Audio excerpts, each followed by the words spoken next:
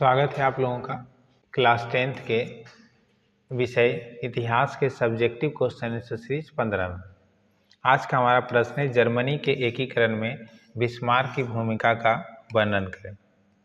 आइए देखते हैं। बताता है जर्मनी के एकीकरण में ऑटो वॉन बिस्मार्क की भूमिका अत्यंत महत्वपूर्ण और निर्णायक थी। बिस्मार्क प्रूसिया यानी प्रूसिया के प्रधानमंत्री और विदेश मंत्री थे। उन्होंने कुशल कूटनीति और सैन्य शक्ति और राजनीतिक चतुराई का उपयोग करके 19वीं सदी के मध्य में जर्मनी को एकीकृत करने में सफलता पाई। उनकी प्रमुख भूमिका निम्नलिखित है। आइए देखते हैं। पहला है रक्त और लौह नीति। बिस्मार्क ने यह स्पष्ट कर दिया कि जर्मनी का एकीकरण केवल बातचीत से संभव नहीं है, बल्कि इसके लिए सैन्य शक्ति और संघर्ष की आवश्यकता होगी।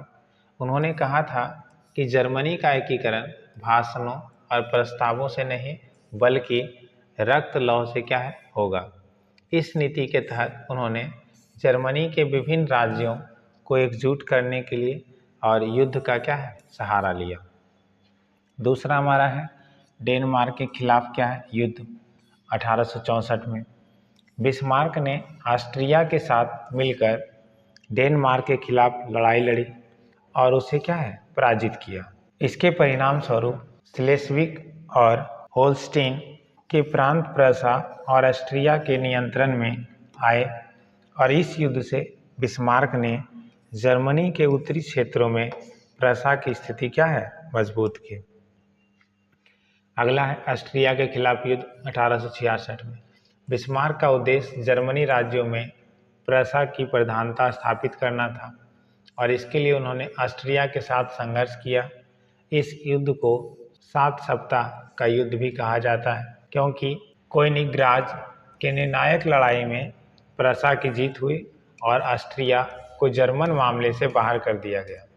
इसके बाद उत्तरी जर्मनी महासंघ की स्थापना हुई, जिसमें अधिकांश उत्तरी जर्मनी राज्य शामिल हुए और प्रूसिया का प्रभुत्व स्थापित हो गया। अगला पॉइंट है हमारा फ्रांस के खिलाफ युद्ध 1870 से 71। बिस्मार्क ने फ्रांस के सम्राट नेपोलियन तृतीय को उस्काकर युद्ध में झोंका और फ्रैंको पर्शियन युद्ध के दौरान प्रूसिया ने अन्य जर्मन राज्यों के साथ मिलकर फ्रांस को पराजित किया। इस जीत के बाद दक्षिणी जर्मन राज्य भी प्रूसिया के साथ जुड़ गए और इस तरह जर्मनी का एकीकरण पूरा हुआ। अगला पॉइंट हमारा जर्मन साम्राज्य की स्थापना 1871।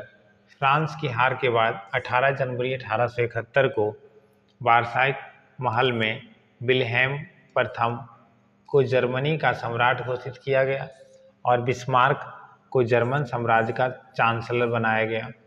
यह जर्मनी के एकीकरण की औपचारिक घोषणा थी, जिसमें प्रूसिया की प्रधानता थी और जर्मन एक शक्तिशाली राष्ट्र बनकर उभरा। बिस्मार्क ने बड़ी चतुराई से जर्मन राज्य की अलग अलग इच्छाओं और आकांक्षाओं को मिलाकर कूटनीतिक और सैन्य उपायों के माध्यम से जर्मनी को एक शक्तिशाली और एकीकृत राष्ट्र में परिवर्तित कर दिया।